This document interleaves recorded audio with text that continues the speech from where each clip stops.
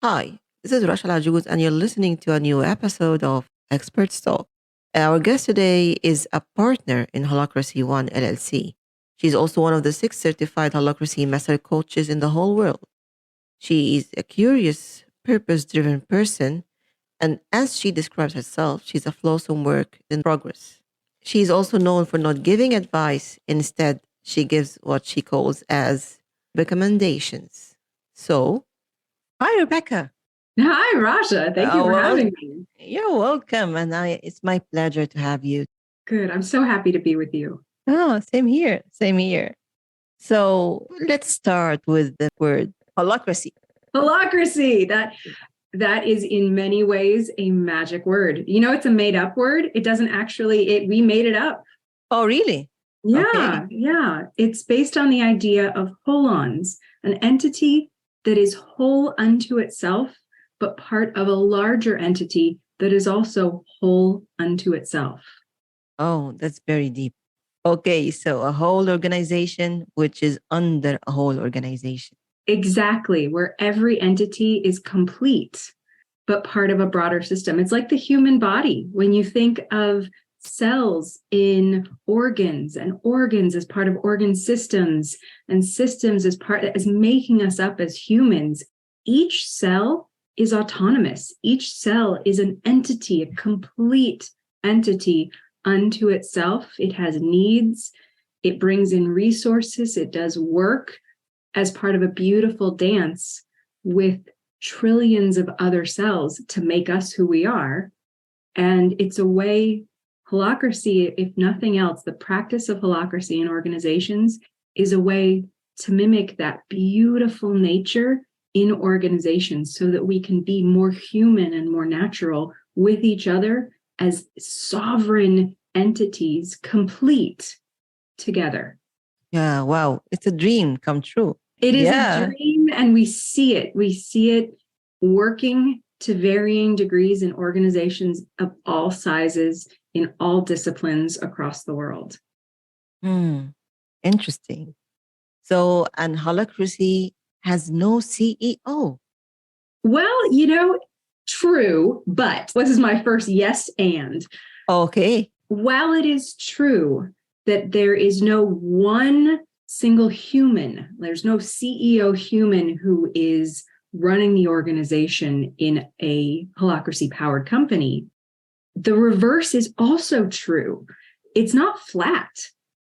Everyone who works in an organization that is holacracy powered has the potential to be the CEO of their work, of their roles, their pieces of that holistic structure that is complete unto itself. So you might have someone who was previously a subordinate and they are still doing the same work, but now the framing is different. It's every individual is breathing life into work. They can be the CEO of their roles. They can lead their work, even if there is no manager or CEO overseeing their work. So I am my own CEO. You are your own CEO. It is entirely possible. Here's my first giveaway, my first spoiler. It is entirely possible to recreate management hierarchy using holacracy structure, using the constitution of holacracy. You can have a boss role and a subordinate role. And the boss role is accountable, responsible for ordering the subordinate around. And the subordinate is accountable for doing everything the boss says. It's just in the speed of work these days, it's not useful. And so holacracy practice is not saying that hierarchy is wrong. It's just instead of vesting the authority in a human to boss another human around just because of who they are and their job title, what it's saying is let's make it transparent and clear what can be expected in interaction based on context. It probably doesn't make sense for a really smart human to just wait until another smart human tells them what to do. They can lead their work. They can be that CEO of their work with guardrails in place. And those guardrails, those boundaries, are the structure of clarity and transparency that holacracy practice brings to organizations. So this is like, I am my own boss. You are your own boss, just like I am, even though we are working together. Okay. Oh, so we are working in parallel. Each one of us is the boss. Each one of us is the boss of our own work, and the structure in place is what helps us know what's your work and what's my work, so we can move fast together. Think about, I visited Riyadh just recently. You and I were there together, and people drive fast. Let's be honest. People drive fast. And imagine what it would be like if no one knew what car goes where. But we have laws, we have traffic lights, we have lane lines. And even in Riyadh, where drivers are powerful and moving fast, the rules of the road are what allow us to drive our own cars, be the CEO of our own cars, moving fast together without crashing very often, because the lane lines are clear. The structure is clear to help us know how to move fast together. That's how organizations practicing holacracy often work. They are all moving fast, but we're moving in the same direction towards a purpose because we know the rules. Yeah, so we know the rules, and that's why we drive our car abiding by the rules. Exactly. Yeah. And in so many organizations, it can take years to really learn the rules because they're not clear. They're not transparent. Maybe it would give you a great example. If you've ever started a new job and you want to request time off, there's probably some form you fill out or some boss you talk to. But what you start to learn over time, especially in bigger organizations, is the human who has the job description isn't necessarily the human who really controls the calendar. So you've got to find out who to be friends with in order to get your needs met. Because that shadow power structure is in place in tandem with the extant, the observed structure. And what holacracy practice helps do is bring clarity to that veiled shadow structure. And humans, we all have shadow. So if you combine organizational shadow structure with all of us trying to get our needs met as humans, it can get really messy. I know that. So using a structure like holacracy practice, using a set of rules to make the implicit, that veiled structure, clear and transparent for everyone. Now we don't have to rely on making friends in order to get the work done. We can still be friends. We can still enjoy our colleagues, get the work done. But the learning curve for how to get things done is reduced, and the need to apply personal pressure to affect change in the work is removed. That's the goal. The goal is to, if you're familiar with David Allen's book, Getting Things Done, one of my favorite quotes of his, it is an inappropriate use of love and care to use love and care to get something done. But in many organizations with traditional management hierarchies, we use our friendships, our love, our care, and on the dark side, our pressure, our blackmail, our anger to get something done, versus a system where the rules and the responsibilities are clear, and we can keep our sacred friendships and our use of love and care with our colleagues as precious and distinct from the ability to interact in our work and get the work done. So having things distinct would help getting the work done.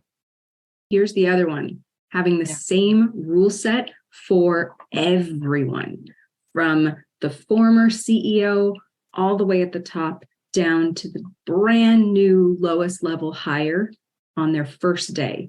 The rule set is the same for everybody. If you've ever played a game with a very, very young child, it can be amazing how the rules will change as the game goes along. In organizations, imagine how disenfranchising, how disappointing it could be to workers if the rules aren't the same for everyone, particularly if the rules change for those who have different social connections. How are you ever going to get ahead without using love and care and friendship? So in holacracy practice, whoever has the authority to make the decision, the CEO, the owner, the founder, they cede their authority to rule to a set of rules, the holacracy constitution, and now they have to abide by them, just like everyone else. So if we just say that a recipe for getting things done. So if we're going to say in the holacracy world, getting things done would be 1, structure, 2, clarity, 3 would be? 3 would be your boundaries. Oh, boundaries. Boundaries. Yeah. And not just the boundaries in the work, but the boundaries we have as humans. Being so clear on what we want to expect from each other to embrace our humanity, in addition to what we want to expect of each other in the work and what we're willing to do.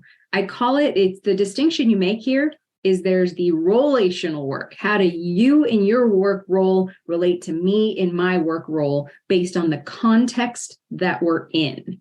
So you're the interviewer, I'm the interviewee. It is so clear who's doing what. But tomorrow, if I were to interview you, the roles would be reversed. That is different context, but same work, same relational. But the other piece, and this really digs into the heart of relating as humans in new environments, is the relational piece that is agnostic of the work that we're doing. How do you and I want to connect as humans? What do you want to expect from me in terms of behaviors or values? And what do I want to expect of you? And how do we have those conversations and put mechanisms in place so that those boundaries we have as individual sovereign humans are identified and respected, even as we move fast together in the context of our work?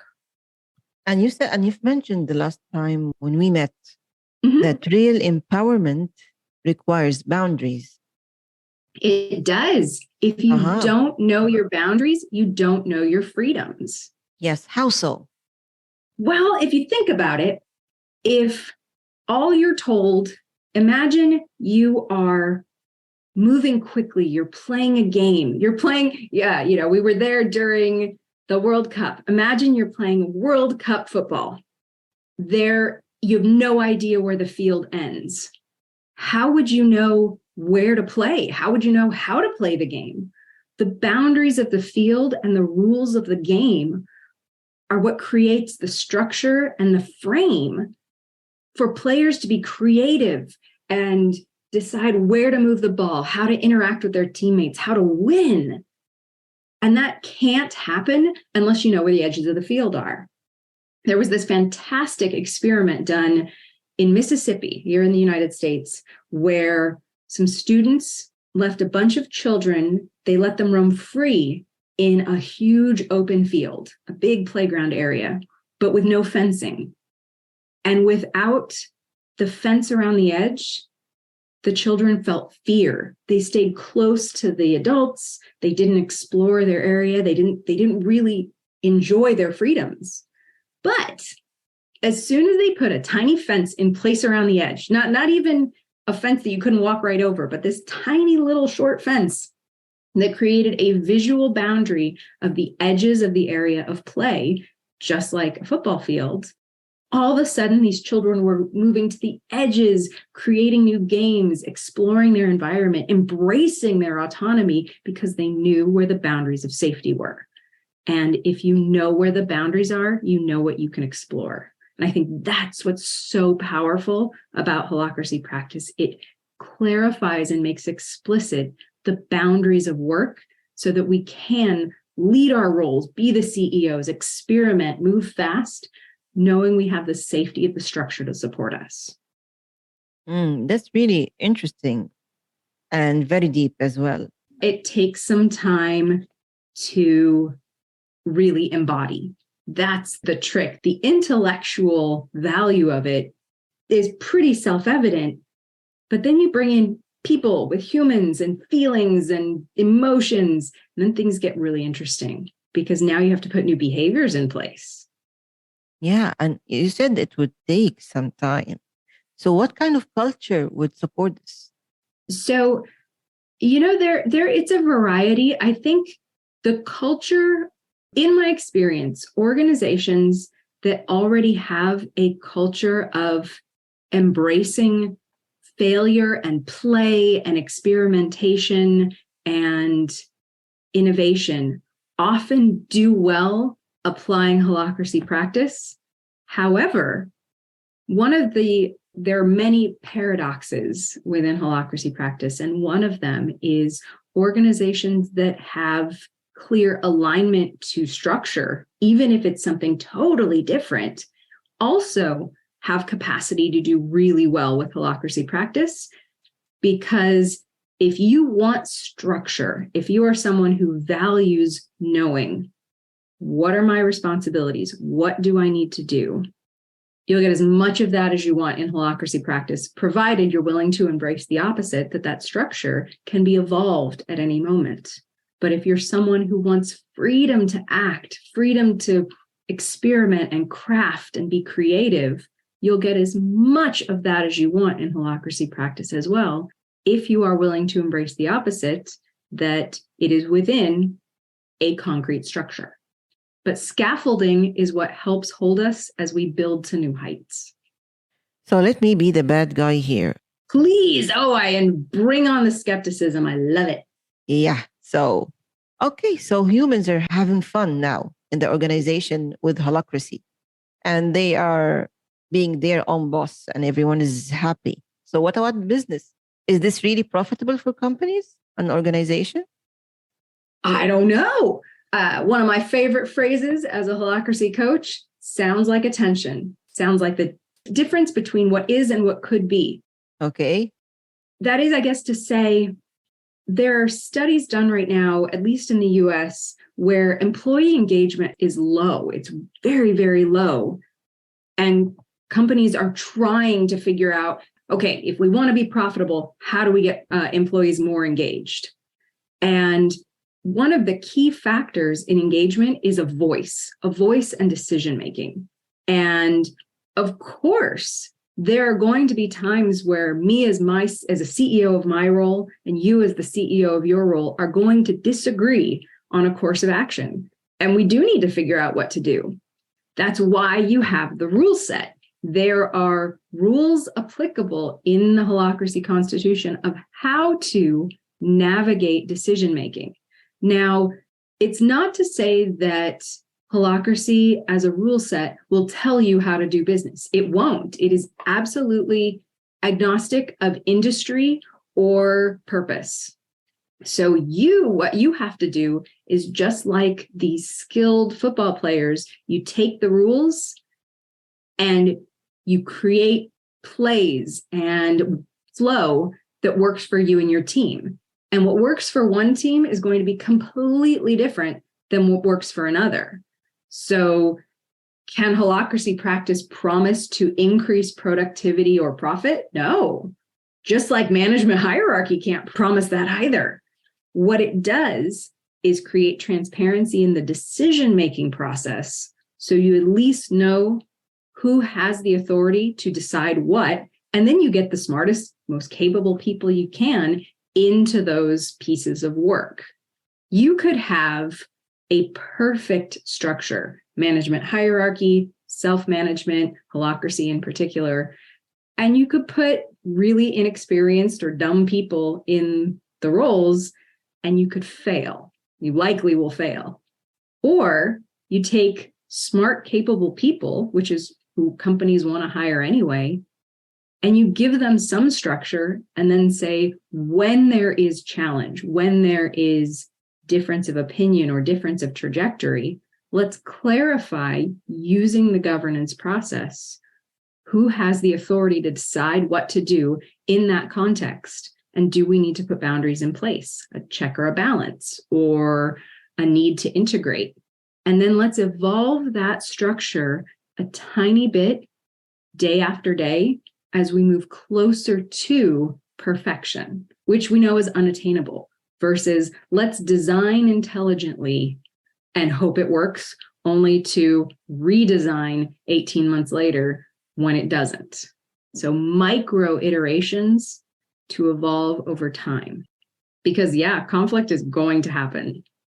Yeah, so there's nothing guaranteed, whether in the hierarchical model or the holacracy model. No, there is no guarantee of success. In my experience, if someone wants to subvert an organization or wants to break the rules, they're going to break the rules no matter what the rules are. But that human, the conversation with that human, the decision of what's to be done with that human has nothing to do with the structure and has everything to do with your practices of how do you hire? What do you do when someone is breaking the rules? And what's the intention behind it? Often we reward people, we give people accolades for meeting targets, sales targets, client targets. Is it possible that some of that is just luck? Or we punish people on the other side for not meeting their sales goal? Is it possible they made every right decision when you look back? And then maybe there was a global pandemic and we had to deal with it. Let's transparently use a tool that helps us look at decision-making and authority, and then put SMART goals in place to affect the work and work together. Yeah. So, and that makes me more curious now. So how many organizations have really adopted holacracy? Oh, I get this question often.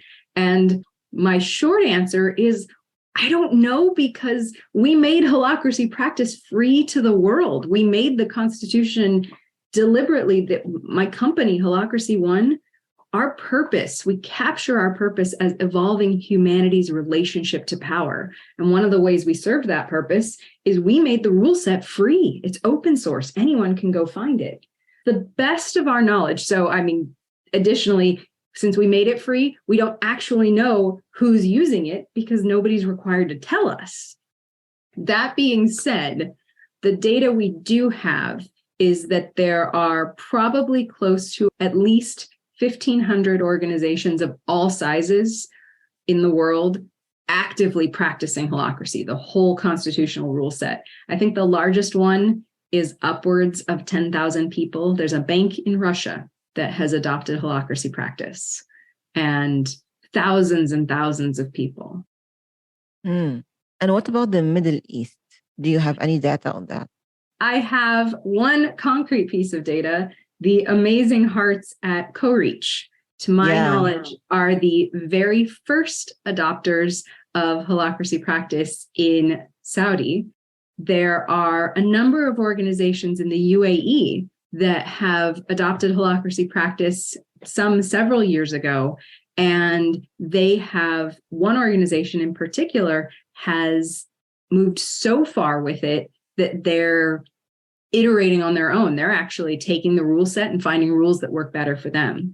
But it's moving more slowly in the Middle East. But I know of a few use cases and have been involved with 4 holacracy adoptions personally in the Middle East. It's coming. Yeah, it's coming. Yeah, I feel that this is kind of promising. 4 is a good number. We can move forward. We can. And there are pieces of it.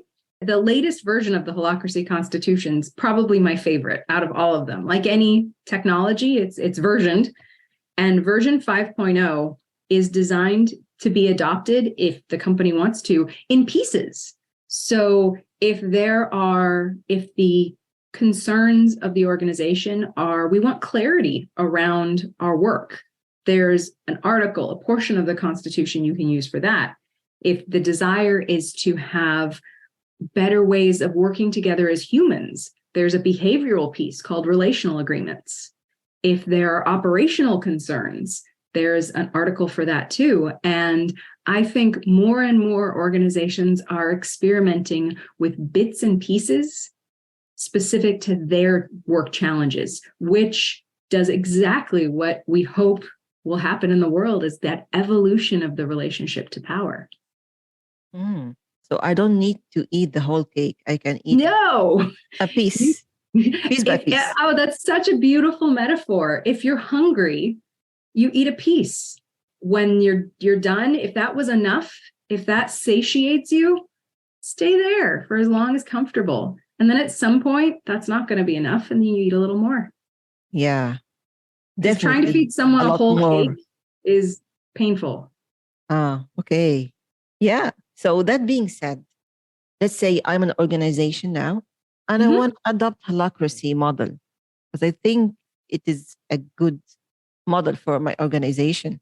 So what do I do now? Would I go to the internet and just look up the articles and start applying it right away? Would I contact you? Or do you do coaching, mentoring organizations? Yeah. So the first thing to do, if you are a leader in an organization, and usually it's you've read a book, or you've listened to this podcast, or you've listened to another podcast, and you are curious, I'll say, the first thing to do is immediately jump to your devil's advocate energy. I would encourage further exploration. Holacracy.org is a fantastic place to start. And then, as you said, get some help. If you want to learn how to play a new sport, if you want to pick up a new yoga practice, sure, you can go online, watch some videos and give it a try, but you'll move further and faster if you've got help. My organization, Holacracy One, is one of many providers within the world. And CoReach is our partner in the Middle East right now. And there is, whether you get a little bit of training from my company, maybe you come to one of our trainings that we do virtually and around the world for a few weeks, or whether you hire a Holacracy coach to come into your organization for a year to help you adopt. Getting help when you want to learn something new is useful and supportive. So I guess you and I have talked about my favorite. I don't like to give rules to follow. I like to give recommendations.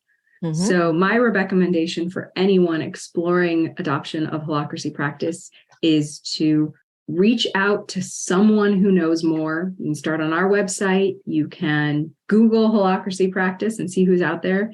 Do your homework.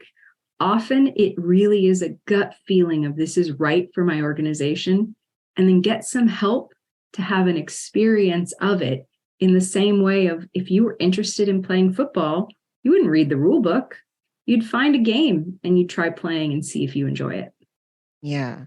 And I really enjoyed today's conversation, Rebecca. It was fantastic and amazing. And I loved the talk about Holacracy, how it's making us as a whole organization, under a whole organization. So thank you. Thank you so much, Rasha. And I really appreciate the connection. And I'm always available if anyone has questions. Thank you, Rebecca. And thank you, everyone who's hearing us right now. Thanks so much. You're so welcome. My pleasure.